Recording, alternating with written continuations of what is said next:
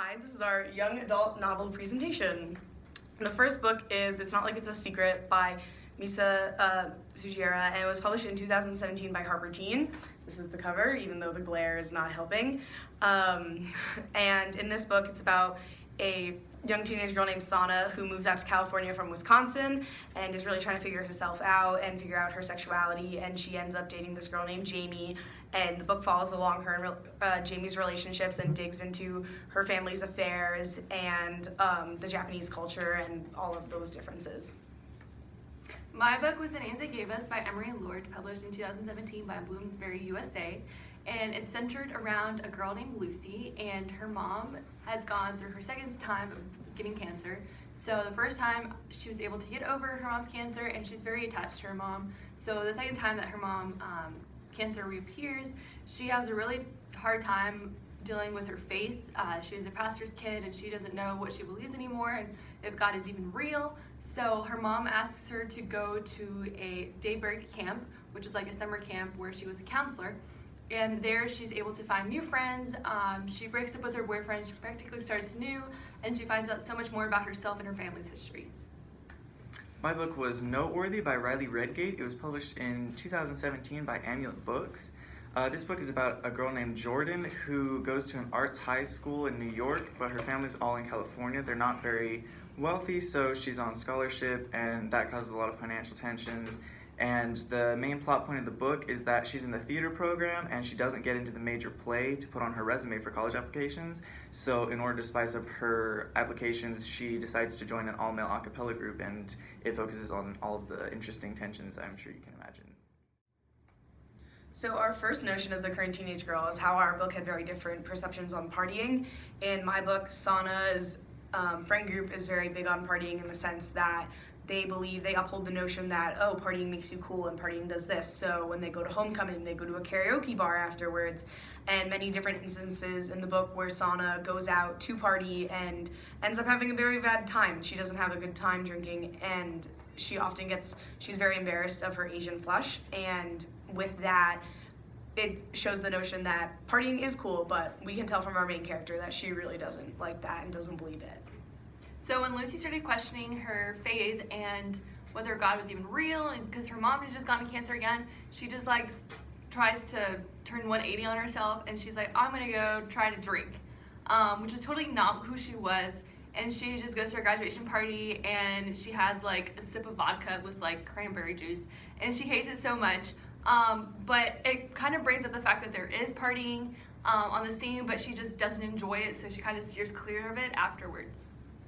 My book addresses partying with a fall dance that Jordan attends with the all-male a cappella group. So she's dressed as a boy and ends up drinking and ends up kissing a girl, which Jordan is a straight character that later finds out that she's a bisexual character, so it brings up a lot of things with that and a lot of the social stigmas with partying about, having to be with a boy or a girl and having to drink and having to dance and things like that. The next notion is a girl does or doesn't need a boyfriend. So our books differed in this situation. Mine definitely upheld the fact that a girl does need a boyfriend. Lucy breaks up with her longtime boyfriend, Lucas, and she realizes he breaks up with her, and she doesn't know if she needs a boyfriend, and then she ends up at this camp where she meets Jones, and that's when she realizes she misses Lucas's affection, and that's when she starts to date Jones at the camp.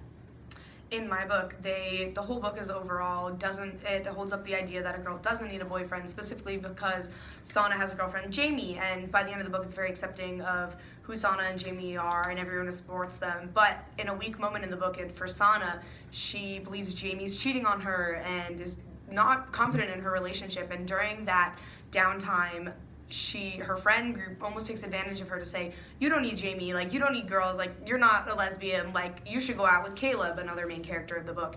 And they say oh, if you do this, you'll understand that you're straight. So her friend group really held up the idea that she did need a boyfriend, and she was just making it up. But overall, the whole in its entirety gives the idea that a girl does not need a boyfriend. In Noteworthy, the notion of needing a boyfriend is very much back and forth. At the beginning of the book, it addresses the fact that Jordan has been dating a guy for 2 years, and he graduated, so now she's a junior and she doesn't have a boyfriend anymore because he went on to college and they broke up.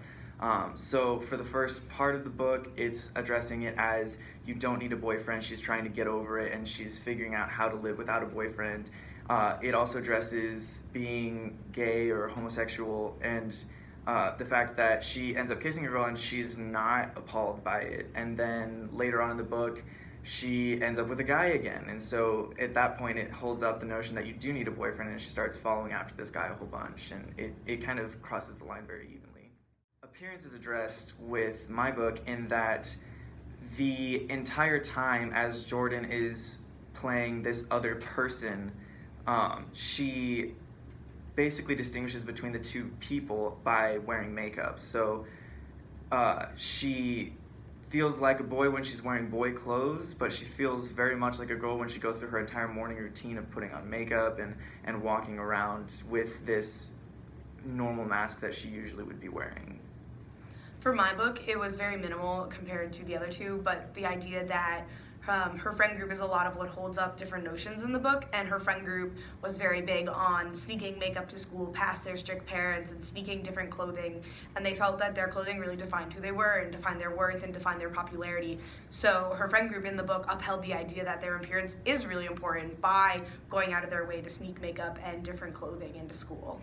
For Lucy, she starts a YouTube channel, which she thinks is being a secret from her parents, and it's like her way of not unplugging, but like taking that moment away to step away from her parents. And she thinks it's like a rebellious act, but she's very into makeup, and she does it only when she thinks her parents aren't around, or she films these YouTube videos and then like posts them and doesn't think about it. She just does it for fun.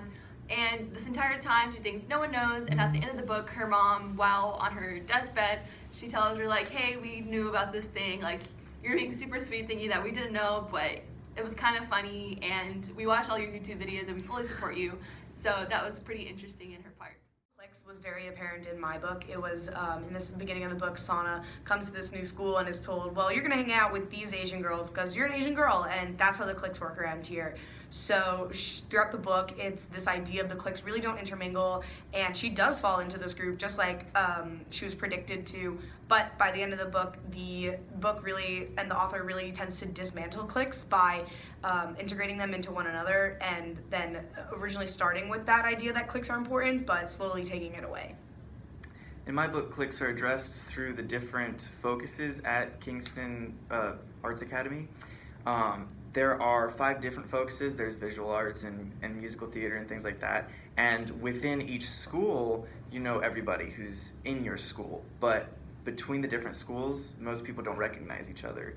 So Jordan actually uses this to her advantage when she is playing a boy in the music school, because she is a girl in the theater school. So whenever people see each other from other schools, they just assume, oh, it's a theater kid, I don't know who that is, or oh, it's a vocal kid, I don't know who that is, and she gets away with it. So for this one, we have ideologies that are mostly, one of them, the big ones, is parenting, traditional parenting versus non-traditional. In my book, the family had immigrated from Japan, and the parents were very strict, very traditional Japanese parenting, and that's one of the most apparent themes in the book, because her and her friend group all struggle to get around these very strict parents and learn how to navigate high school without having the nonchalant parents that most California teenagers have, and having that idea of very traditional parenting. My book was kind of the exact opposite. Even though Jordan is a Chinese American character, her parents were not particularly traditional. Any conflicts that she had with her parents were more often a financial issue than any kind of a tradition. For LGBTQ, that was one of the biggest things in my book, especially because Sana is gay, and it really focuses, the beginning of the book focuses on her trying to find out who she's into. She had hooked up with several guys before, and every time she had done it, she just almost was appalled and was like, I don't really like this. How are people into this? Like, maybe I need to be drunk to have this happen. But throughout the book, she really comes to like Jamie, and it's her discovering that, oh, I am like a lesbian, and understanding that that is who she likes, and everyone else coming to the understanding that that is who she likes. When Lucy first enters Daybreak Camp, she meets her best friend, Anna. She didn't know her before, but Anna seems this really sweet girl, and she's showing her around and really including her in all the different activities with the different counselors. And this entire time, Anna's presented as a girl until one point where they're at a conflict. they were just finished swimming, and all the guys are coming up to Lucy and asking, like, hey, why does Anna, like, have her own cabin separately? Like, why is she wearing shorts and a t-shirt, like, while she's swimming? Like, is she trans? Like, what's happening with her? And she immediately stands up for her. She doesn't know anything of her background, but she, like, stands up for her, and she's like, if she's a girl, trust her, she's a girl. Like, if she says she's a girl, you have to take her word for it. Like, you have to treat her with respect. And then later on, Anna confronts her, and she's like, yeah, I know I haven't told you this, but, like, it's kind of been a secret of mine. Yes, I am trans. I used to be a boy, but growing up, I was really bullied for it. And my parents used to think I was gay, but really I was trans. So it was kind of a minor part, but because Anna's her best friend, she comes to accept it, even though Anna doesn't think she would accept it since she's a pastor kid, but Lucy is very accepting of her. In my book, the LGBTQ community is addressed in the fact that Kingston has a very large gay presence on campus, and so when Jordan reveals herself to be bisexual, there's really not an issue at all because everyone's kind of used to it at that point. Discrimination versus acceptance was really big in all of our books, and how characters dealt with the information that was thrown at them and regarding different people. One of the very big things in my book was discrimination and the talk of racism. A lot of it came from the idea that cliques were established, and a lot of those cliques were established around your ethnicity. There are many instances in the book where Sana's mom, a traditional Japanese mom, would try and dismantle or like throw shade at other ethnicities, such as, oh, the Vietnamese, or are this, or oh, Hispanics, they're lazy, which is a direct quote from the book. And Jamie is a Hispanic girl, and originally Sana's mom doesn't like her because she believes, oh, she can't be in these honors classes because she's lazy. And that is a very big reoccurring theme throughout my book. In Noteworthy, discrimination is addressed through fat shaming. It takes place with one of the characters in Jordan's a cappella group. There's a rival a cappella group that starts trashing them, and there's some very vulgar messages, and it addresses that and finalizes, how supportive everybody is through that entire process and how not okay that was. On the other spectrum, my book was very accepting.